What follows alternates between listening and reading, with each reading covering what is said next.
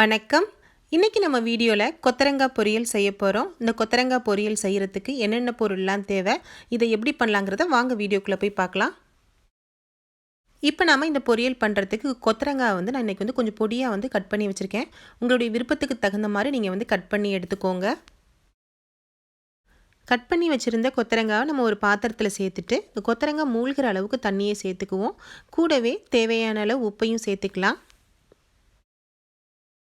1/2 teaspoon அளவுக்கு மஞ்சள் தூளை நம்ம சேர்த்துட்டு கூடவே ஒரு பூண்டு பல்லை எடுத்துட்டு தோல் உரிக்காமல் நான் 1-2 உடைச்சி வச்சுருக்கேன். இதையும் நம்ம சேர்த்துட்டு அடுப்பில் வச்சு நம்ம வேக வச்சு இதை எடுத்துக்குவோம். கொத்தரங்காய் வெந்து ரெடி ஆகிறதுக்குள்ளே இதுக்கு தேவையான மசாலாவை நம்ம ரெடி பண்ணிக்குவோம். இதுக்காக 1/2 மூடி அளவுக்கு தேங்காய் துருவல், 1 டீஸ்பூன் சோம்பு, உங்களுடைய காரத்துக்கு தகுந்த மாதிரி மிளகாவை சேர்த்து நம்ம மிக்ஸி ஜாரில் போட்டு கொஞ்சம் கொரப்பாக அரைச்சி எடுத்துக்கோங்க. ரொம்ப நைஸாக அரைக்காமல் இந்த மாதிரி பக்குவத்தில் கொரப்பாக நம்ம அரைச்சி எடுத்துக்கலாம். நம்ம வேக வச்ச கொத்தரங்காய் நல்லா வெந்து சாஃப்டாக ஆயிடுச்சு. இதை நம்ம தண்ணியை இருத்துட்டு தனியாக எடுத்து வச்சுக்குவோம். அடுப்பில் பாத்திரத்தை வச்சுட்டு 1 டீஸ்பூன் அளவுக்கு எண்ணெயை சேர்த்துக்கோங்க. எண்ணெய் நல்லா காஞ்சி வந்த பிறகு 1 டீஸ்பூன் கடுகு, 1 டீஸ்பூன் வெள்ளை உளுந்து, இது ரெண்டையும் நம்ம சேர்த்து நல்ல கடுகும் உளுந்தும் பொரிஞ்சு செவந்து வரட்டும். செவந்து வர்ற டைமில் ஒரு வரமிளகாவை நம்ம சேர்த்துக்குவோம். சேர்த்து இது எல்லாத்தையும் நம்ம ஒன்றா சேர்த்து தாளிச்சிக்கலாம். கூடவே ஒரு கொத்து கருவேப்பிலையும் சேர்த்து வதக்கிக்கோங்க. 2 பூண்டு பல்லை 1-2 தட்டி எடுத்து வச்சுருக்கேன். இதை சேர்த்து நம்ம வதக்கிட்டு இது கூடவே ஒரு பெரிய வெங்காயத்தை பொடியாக கட் பண்ணி எடுத்து வச்சுருக்கேன். இதையும் சேர்த்து நம்ம வதக்கிக்கலாம். கொத்தரங்காய் செய்கிறப்ப நம்ம எப்போவுமே பூண்டு பல்லை சேர்த்து செஞ்சோம் அப்படின்னா வாயு பிரச்சனை நமக்கு இல்லாமல் இருக்கும். அதுக்காக நீங்கள் முடிஞ்ச வரைக்கும் பூண்டை சேர்த்து செஞ்சுக்கோங்க.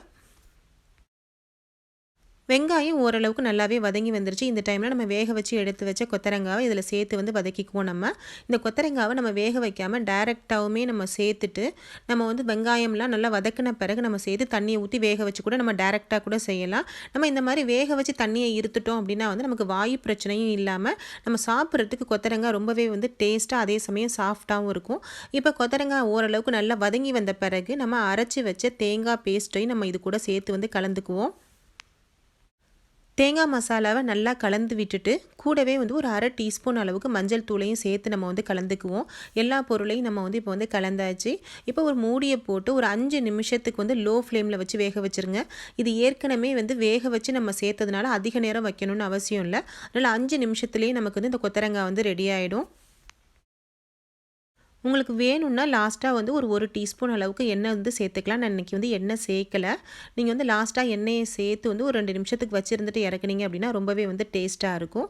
இப்போ நல்லா கொத்தரங்காய் மசாலா கூட கலந்து சூப்பராக ரெடி ஆகிடுச்சு. இப்போ டேஸ்டியான கொத்தரங்காய் கூட்டு நம்ம ரெடி பண்ணிட்டோம்.